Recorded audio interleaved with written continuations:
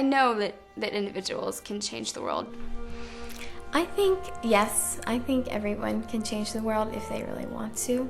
Everyone can change the world if they just put their mind to it. And the Echo Foundation is a great way for me.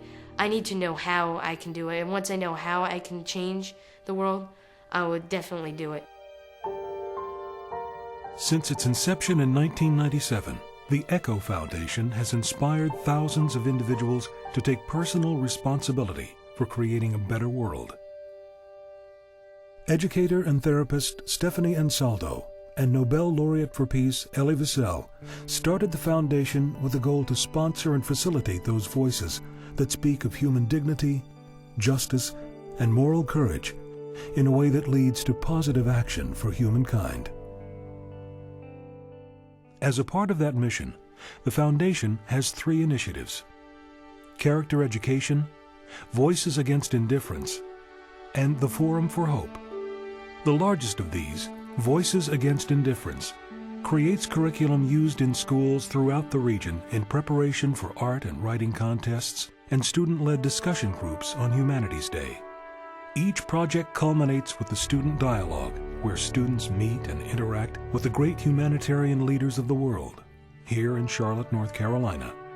Guests have included children's advocate and scholar Jonathan Kozol, Chinese dissident and president of the Laogai Research Foundation, Harry Wu, human rights activist Carrie Kennedy, Nigerian poet, playwright, activist for justice, and Nobel laureate Wole Soyinka, world-renowned economist and director of Columbia University's Earth Institute, Jeffrey Sachs, and Bernard Kouchner, founder of Doctors Without Borders, UN peacekeeper in Kosovo, and current foreign minister of France.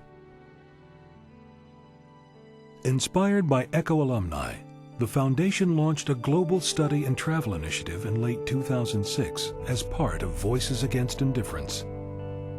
Designed to give students hands-on experience with the critical world issues that will define their role as compassionate and ethical leaders, the program was titled In the Footsteps of Elie Wiesel. Through an extensive application and interview process, 12 outstanding students were chosen to become ambassadors. I expect that the trip will be an eye-opener on levels that I can't even expect or understand yet, but that I hopefully will afterward. It's about opening my eyes to other places. I get to follow the footsteps of my family. If I can learn about how, he put his faith in God and everything, and I can see, how devout he was even in times of such trouble, it'll teach me to be just as strong in my faith during hard times. Our lives here are very sheltered, and being able to see what has gone into shaping him, maybe it'll give us inspiration to go do something in the world. In preparation for their journey, the ambassadors completed in-depth study sessions over a 5-month period. The most important element was a special opportunity to interview Holocaust survivor, teacher, and philosopher Professor Elie Wiesel, author of over 40 books, congressional gold medalist, worldwide champion of human rights, and 1986 Nobel Peace Prize recipient. It was like meeting an extremely powerful force and just inside one human being. I think it's amazing that somebody who's been through such a horrific experience can still laugh. When he came up and shook our hands and looked us in the eyes and wanted to know our name, that's when it hit me. He's just like us. He cares and he wants to make a difference. In the summer of 2007, these ambassadors set out on a journey tracing the early life of Professor Wiesel, seeking to uncover and learn from the pivotal places and people who may have shaped this extraordinary man. They visited his childhood home. Dear Professor Wiesel, I am sitting on a bench in the garden outside your house. I saw the radio you listened to as a child. I saw you awaiting news of the war with your family. I saw you sleeping and eating and breathing in this Jewish faith. And I thought with painful lucidity about the years of childhood that you lost because of the camps.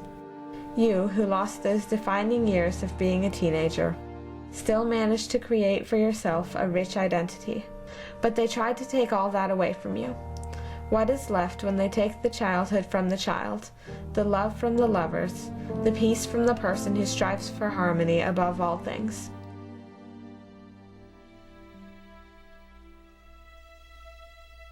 The ambassadors then witnessed the expanse of Birkenau concentration camp, where Professor Wiesel was imprisoned and hundreds of thousands lost their lives. Part of the experience is making yourself feel these horrible emotions and letting yourself cry and letting yourself think of the train going through here and leaving these people here. I want to leave, and I have this desire to do my part in spreading what good we can pull from this, and to do my part in leaving here and promoting love over hate and peace over war, and doing my part in the world, because that's the biggest hope that you can bring from some place like this.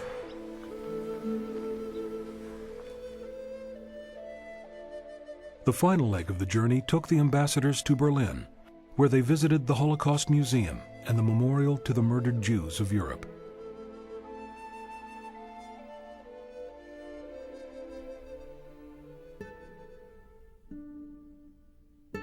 One thing today that I don't think I'm gonna forget is a letter from a 12-year-old boy writing to his dad saying tomorrow he knows he's gonna die, and he's scared to die only because he knows he's gonna be thrown in the fire of the crematorium alive.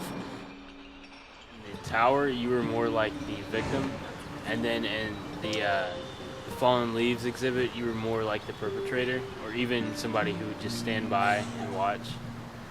But for me, I felt badly in both of them, because you didn't want to be the victim in the hall where there's no way to get out, but you didn't want to be the person who is creating that environment for someone else either. Throughout the trip, the ambassadors came across unexpected places and met unexpected people. They were stunned by the far-reaching effects of the Holocaust. It's easier when you meet one person, because when you hear the 6 million people, you can't understand that. But when you go and you meet like one person, you see that an individual really can make a difference. They also learned that the past is not completely in the past. People think, okay, the Holocaust has never happened again. Yes, it has, and it's happened in multiple places. It's happened in Rwanda, it happened in Armenia, it happened in Bosnia, it's happening in Darfur right now. And we don't have to be like those millions of people who allowed it to happen. And unless we act now, we will be those perpetrators. These 12 exceptional student ambassadors are a beginning. Imagine the lives they will touch, the people they will inspire, the compassion and important work they will create. Imagine the great work that can be done with even more students like these. We need your help to ensure that the leaders of tomorrow continue to have extraordinary educational opportunities, to learn from the global community, and to understand the importance of their part in creating a more just and humane world. For me, this experience has been, one of the most amazing ones in my life. For me, it was truly life-altering. Being an ECHO ambassador has made me realize that I can't just quit now, gone to Europe, that's it. No, you have to look at the atrocities that are happening today. It's our responsibility to make sure we don't let events like this go on unnoticed.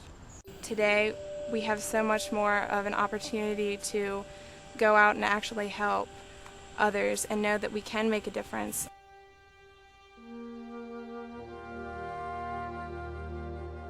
It's easy to kind of say, I'd like to get involved, but I don't have time right now, and I'll do it later. And it's just, you do have time to save human lives.